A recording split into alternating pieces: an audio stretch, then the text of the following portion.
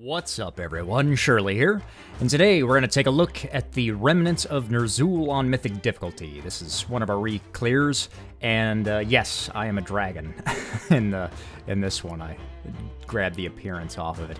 But anyway, jumping into the poll here, standard single target stuff, friend, all that jazz with the Enduring Blow legendary, and we're going to go ahead and pop all of our cooldowns off the bat here, of course. We're not going to be using Bloodlust on the pool, however, we're going to be saving that for the final phase of this fight. And then when we get these orbs, this first mechanic that spawns here, it's very tempting to just immediately pop Sweeping Strikes and start hitting those things, but refrain from doing that because they don't take any damage until the Suffering Cast goes out, which is a cone here that the tank has to aim at the orbs. And then the second mechanic coming out here would be those debuffs that the people have to move to the edge of the platform with. And we dispel them before the knockback comes out. So that's, as you know, the first thing you can do here is a warrior is there's a ton of free rage to be gained on this fight. So if you're not running double time for whatever reason, would definitely recommend it on this because you can always charge the boss back on every one of these dispels, excuse me, as well as charging these orbs every time they spawn for a little bit of free rage. And these things go down pretty quick if your raid is focus firing them like they should be. But there's also another thing you can do with them as any class, not just a warrior, to get a little bit extra value off these orbs.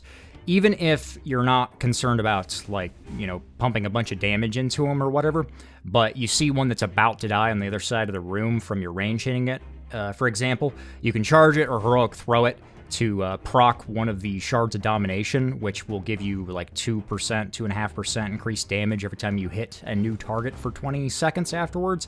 And it's not a ton, but, you know, it's free damage, so why not take advantage of it, especially as a warrior when you can charge these things and get free rage off of it. Especially later on in the fight and at the beginning of the fight if you're still playing Condemn, which is kind of a rarity at this point for Mythic warriors, but if you are, you know, free rage is great. We're going to go ahead and move out to the next set here. The, I forgot to mention there, the big Shattercast, I rallied the second one here. You can also throw up Spell Reflect or any kind of DRs, Die by the Sword even, if you're having trouble living through those big bursts of damage. When he does these swirls on the ground here too, like they're pretty easy to avoid even as a big derpy dragon. You've got plenty of time in between. Like, when one spawns, there's usually always going to be a gap next to it, and you can stand in them for quite a while before they actually fall and do damage there. I'm just going to go ahead and move over to this other orb here and tag it up. I do get the debuff here. We made the call to move over to Moon, that's why I ran over here. And one thing you want to do as a warrior is face the outside, so you know you're knocking everybody back into the platform there. But what I missed there, what I would normally do a little bit quicker if I can, is you can pre-plan your heroic leap to leap back onto the platform depending on how the dispel goes off. Sometimes it can knock you the other way if you're doing the mass dispel strategy. And as a warrior, even if you're facing the opposite direction, you can leap directly behind you. So what I would generally do is get that targeted on the ground, ready to go. That way, when that dispel goes out, you can instantly click and leap back onto the platform, regardless of the fact if it knocks you the right way or not. It's just safer to just instantly jump back every single time. So I like to save Heroic Leap throughout this encounter, just for that situation that arises there. So try to just use your charge for re-engaging the boss or taking out any of these orbs with that. Another reason is when you have to carry the orbs off the platform. Obviously, this is a better mechanic for range to do, so we're not just losing unnecessary uptime as melee. But another reason is, like, to get these things off the edge of the platform, yeah, you could use your Heroic Leap to go do that, but then if you do get the debuff to Dispel, you can really, you know, put yourself in a bad position if you don't have your leap to get back onto the platform. That's why I'm not running any of the orbs on this one.